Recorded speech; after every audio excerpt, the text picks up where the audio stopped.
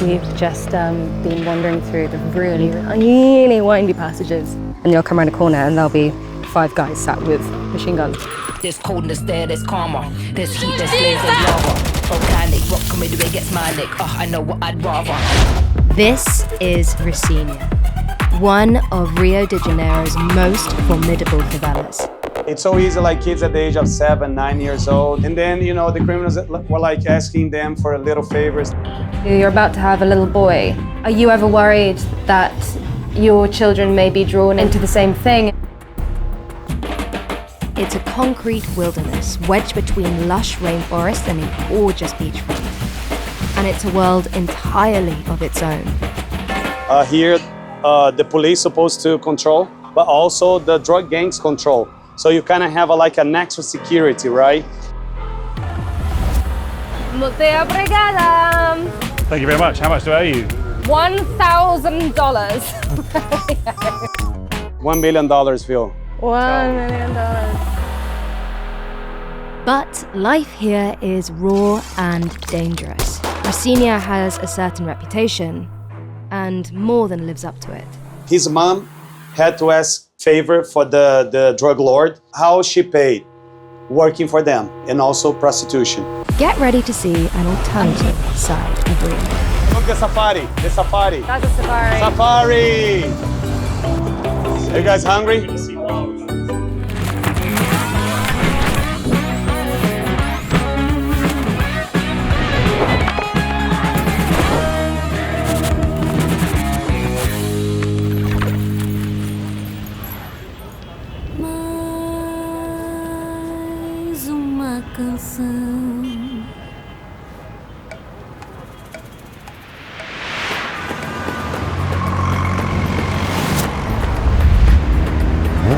So we are in Rio de Janeiro, said in the most English accent ever.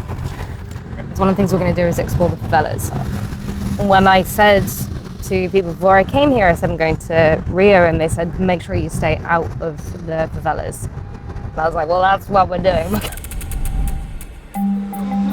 Almost straight away, from the comfort of our taxi, we get our first impression of favela life.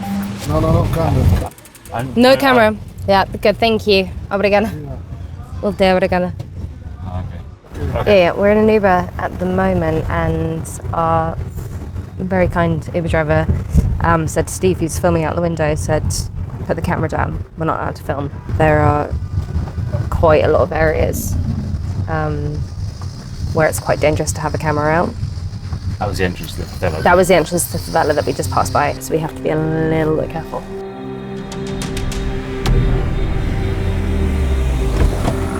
Obrigada, muito obrigada. Ciao, ciao.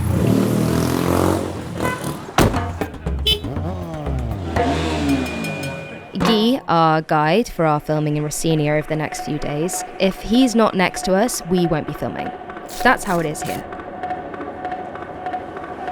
Guy knows the place inside out and knows a lot of the locals, which is going to be invaluable when we're navigating the streets with cameras. Today, he's taking us to the home of a Rocinha resident called Victor. So we are going to meet Victor? Yeah, Victor became a celebrity. He's a multitask boy. Okay. He's a construction guy, he's a trapper, he's a rapper. He's a taxi, he rides in his motorbike. A trapper and a rapper? Trapper. What's a trapper trapper? Rapper, yeah. He was born and raised in Rocinha. Okay. Yeah, and he's a very adorable guy. Victor's house is located in a sensitive part of the favela. He asked us not to film on the roads outside his house because his neighbors are narcos. Turf battles for Rocinha have long been a part of its history. Today, the Comando Vermelho are in charge, having violently reclaimed power as recently as 2017. Stay with us for more on this notorious drug gang later in the episode.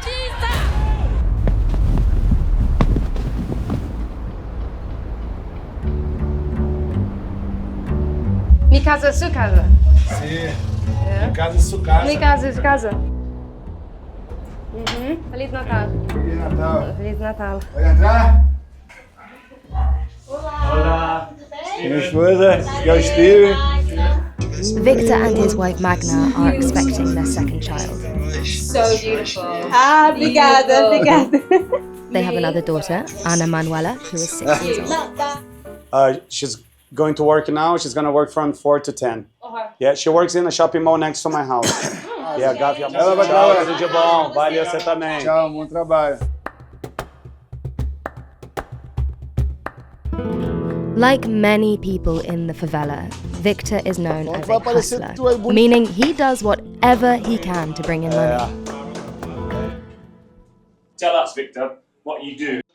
Woodwork, construction work, Uber driver, motorbike taxi driver, painter, boxing coach, and rapper. É, moleque.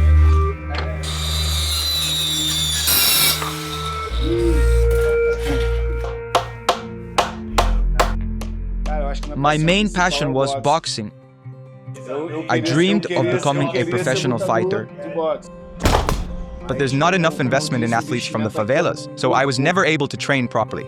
I guess this is a place where a lot of people aren't granted the luxury of being able to design their own life. If you want to be a boxer, it's that much harder. Because of like life is so tough and he has to struggle, you know, every day having multiple professions. That kind of like dream got away, right?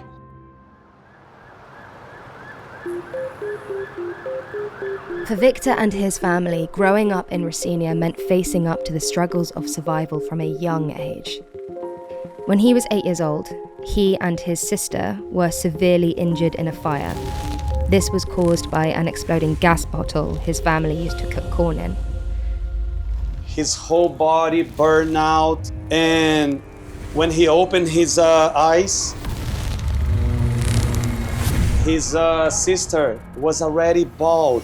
His uncle was like all burned out too. He ran into like a evangelical church, and he was asking the lady workers there, helping me, I need water. And they'll be like, get away, kid, get away. There's some devil inside your body because you're on fire. Get away. And guess who helped him? The police. The police rescuing him, take him to the hospital. After that, I went through plastic surgery. So after that, he went through like a surgery and plastic surgery. His mom had to ask a favor for the drug lord. So she borrowed money from him, right? And then she had to pay. How she paid? Working for them, right? And also prostitution. Sex work is a big business for the narcos in the favelas, and just one of the many ways they assert control. At the top of the pile, Comando Vermelho, or Red Command, are currently regarded as the most powerful criminal gang in Rio. The organisation started out as a left-wing political rebellion, but turned violent with the influx of cocaine into the city in the 1980s. They quickly dropped their political ideology, instead focusing on making money from selling guns and drugs. But just like in the films, inevitably, many of the drug lords wound up either dead or in prison.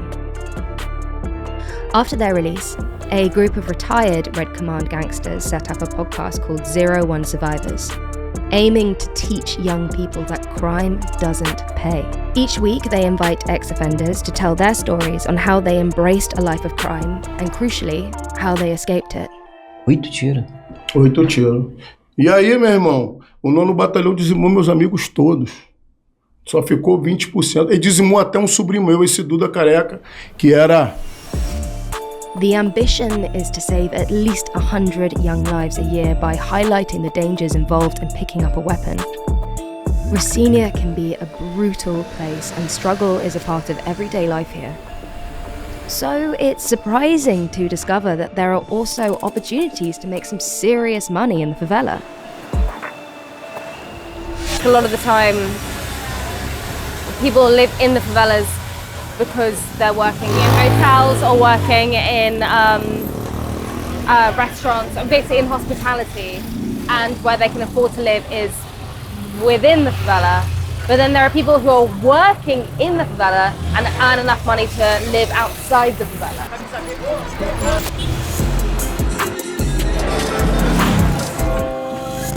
Ricardo is a businessman with a thriving food shop on Rocinha's main drag. His best-selling product is açaí, which is blended fruit. Ricardo, Emília. Como va você? Estou bem. Steve. Nice to meet you, Ricardo. Hey. Here we go. Oh my God. He's gonna teach you how to blend the açaí, right? Are you ready? I mean, never. You wanna blend it with banana or just plain? Banana. Banana. Açaí was originally born in the Amazon. It's been in Rio for a little bit more than 30 years. And why did you decide to do this in the first place? I spotted an opportunity. Açaí was very popular outside the favelas in the downtown, wealthy areas of Rio. But no one was selling it inside the favela. So I thought it would work here in Rocinha too. And it was a success right away. Running a business inside the favelas has added benefits for Ricardo and his customers. Comparing to outside of the favela, right? Like this size here, for example, the half-liter one, you pay outside almost 40. 40 instead of 12? Exactly. Wow. 3 times more. Do you think, will you make more money here inside the favela than outside of the favela with the same business? Outside, they pay a lot of taxes. They pay a lot of rent. Here, we don't have to. I'm able to make much more with a business inside the favela. Ricardo rents a shop from a doctor who lives in affluent São Conrado. He keeps trying to buy the shop, but the doctor refuses because he makes so much money from Ricardo every month. The most important part of making açaí is not forgetting to put the lid on before we blend. Otherwise, it goes everywhere. Yeah.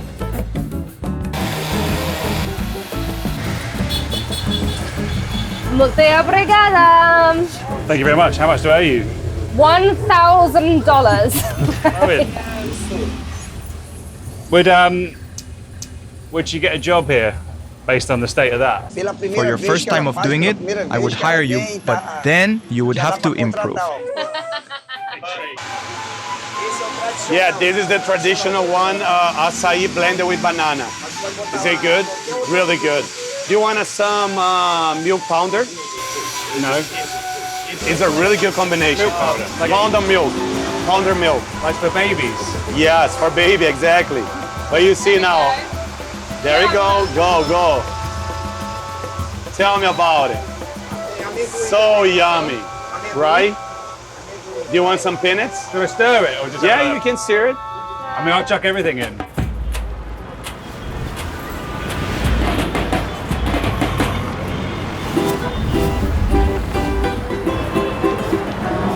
Can you become rich from a business in the Absolutely.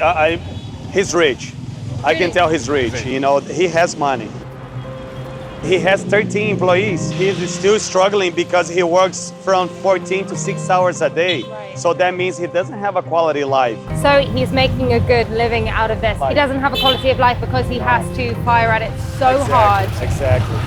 14 plus hours days. What about people that own property?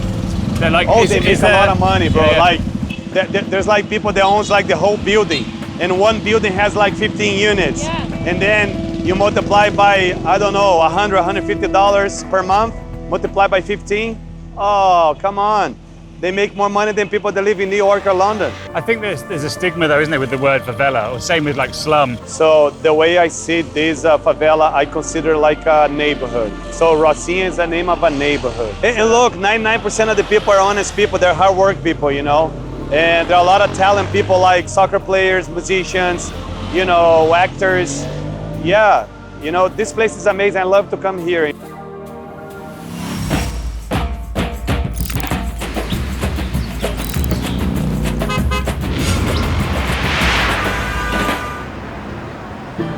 Back with Victor, he wants us to see the beauty of Rocinha for ourselves. So today he's wearing his tour guide hat. Yeah. There we go. Go. Bye-bye. Porta do céu. Gate of heaven. This is a $1 million bill. $1 million bill. Yeah, here we have kind of like an aerial view of the Rocinha. We can have a exactly feeling how big it is, right? So this is all Rocinha. Yeah, and these are all water tanks, right? Yeah. To provide water to the houses. We came across this tiny little doorway, and on the outside it says Gate of Heaven. And Gate of Heaven then led onto this. You ready?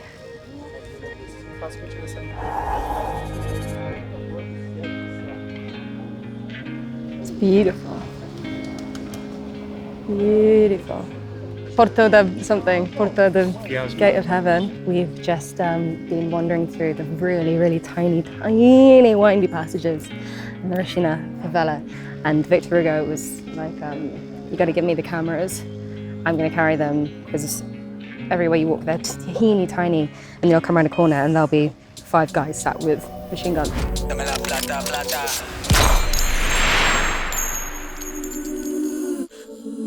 Yeah, we're just describing how entering into this labyrinth, Victor Hugo is like, I'm gonna take the cameras. Oh, why we're not allowed? Why is it so important? Well, because we passed through some drug points. Right. That's where they sell drugs, right? And also there's some, checking points of security for them to make sure who is coming in and out.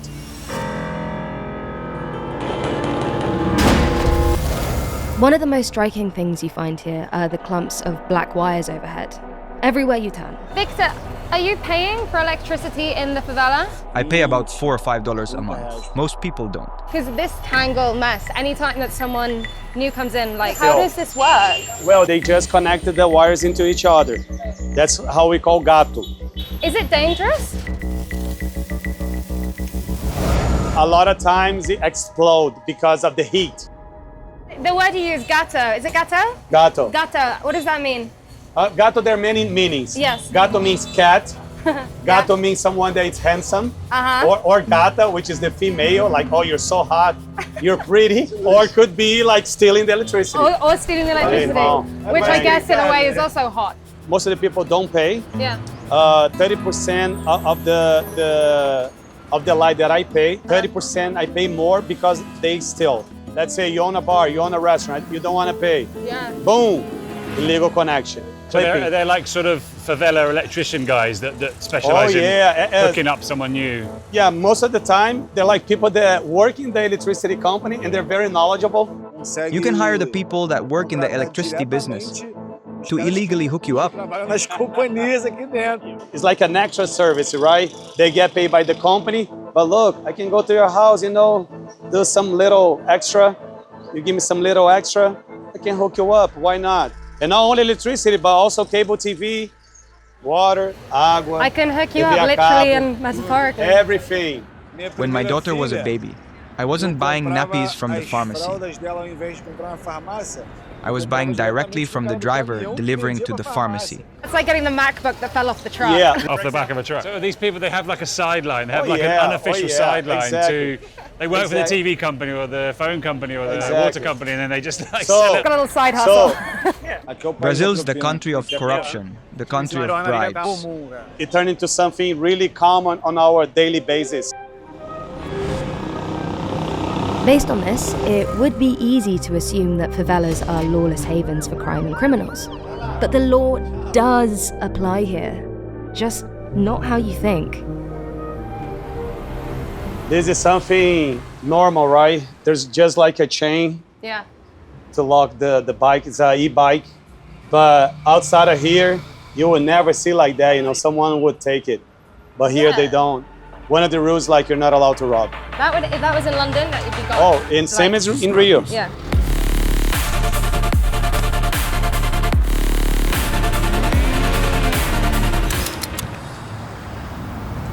Why is that? Robbery is not allowed in the favela. Is that enforced by the police or is that enforced by the it's favela imposed by community? it's imposed by the drug lord. The punishments are too bad Yeah, to talk about. usually they get a piece of wood and hit on the guy's head as a punishment.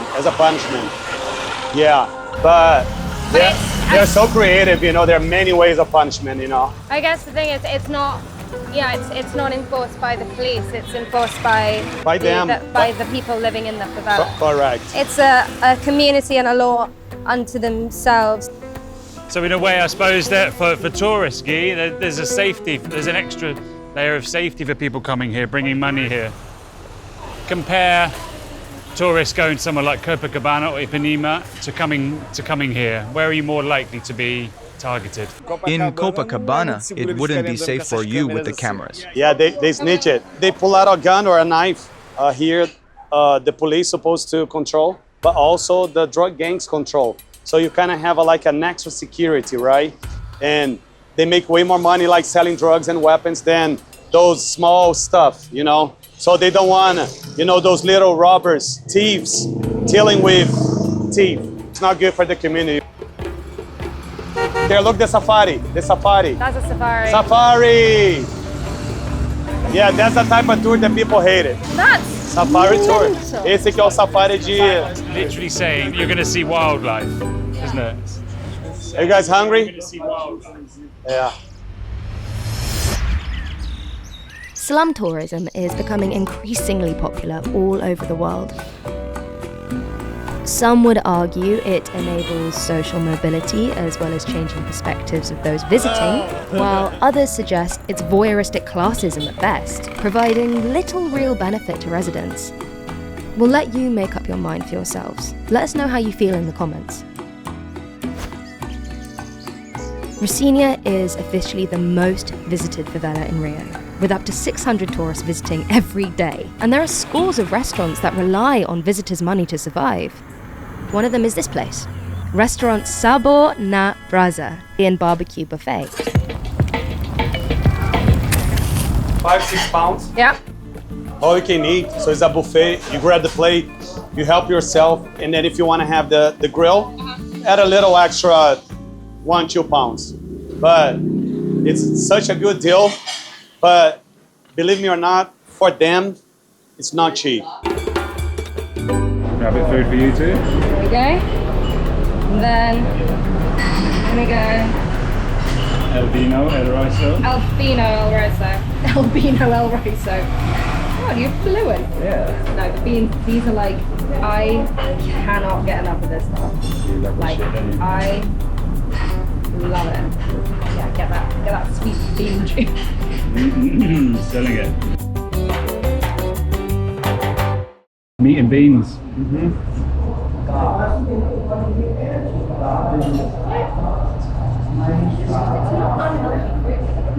don't think so, no. No, it's real food. When you try to lose weight, you kind of avoid steamed rice. Looks like Victor and me are on a date. Yeah.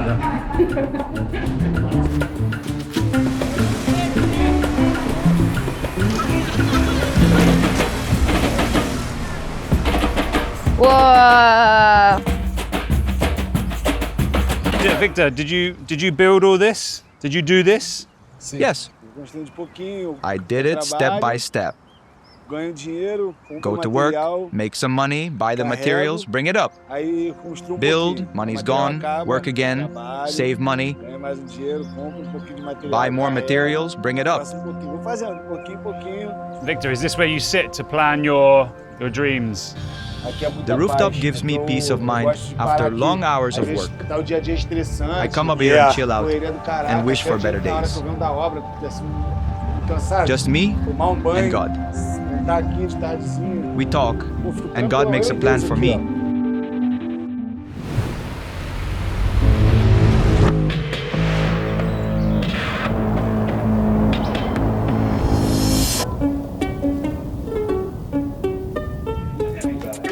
Go on then, show how to do it. Yeah. You show me.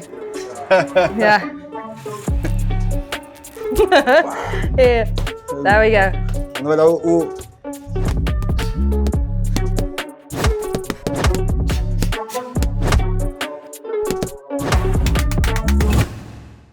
Do you think living here, growing up here, is it too easy for kids to get involved with crime?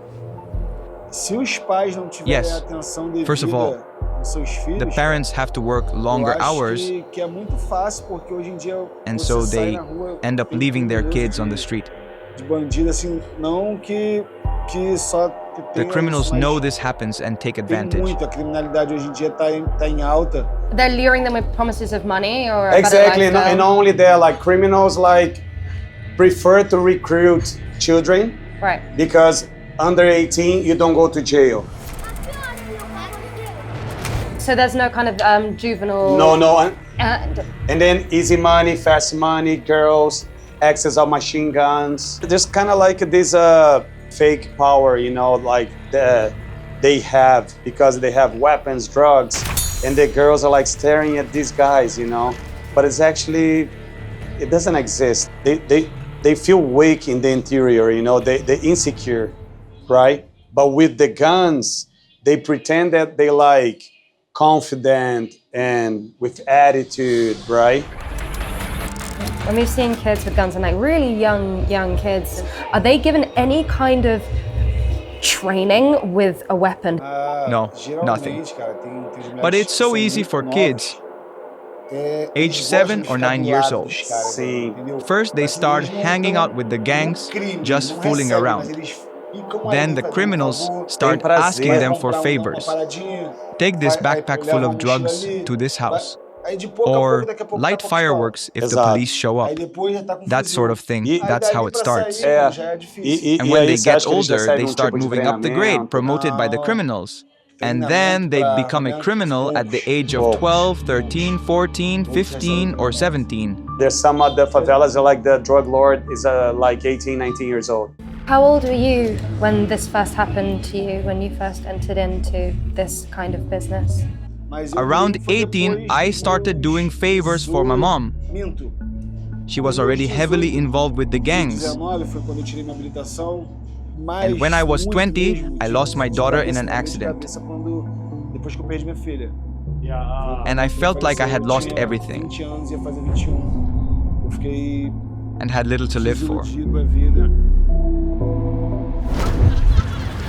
So almost as a result of the extreme trauma of losing a child who went headfirst into self-destruction.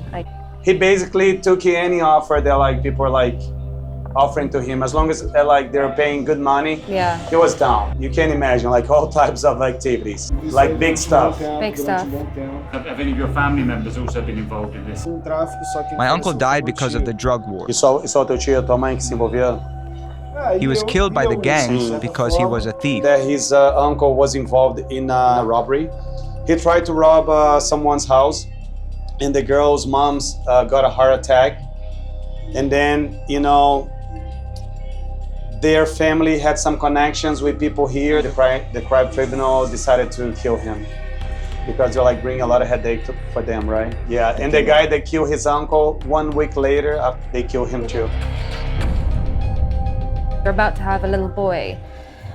Are you ever worried that your children may be drawn into the same thing? My goal is to leave this place within 10 years. I want to make good money with tourism, with my recording studio, and to make good opportunities for my children. So the ultimate aim is essentially to leave Rocinha and create a better life for your children. I've lived in this urban world my whole life. I'm exhausted. I'm tired. I want out. And I was like, but how about the black beans and the acai? You're gonna miss it. I said, no, I asked them to deliver it to where I live, you know?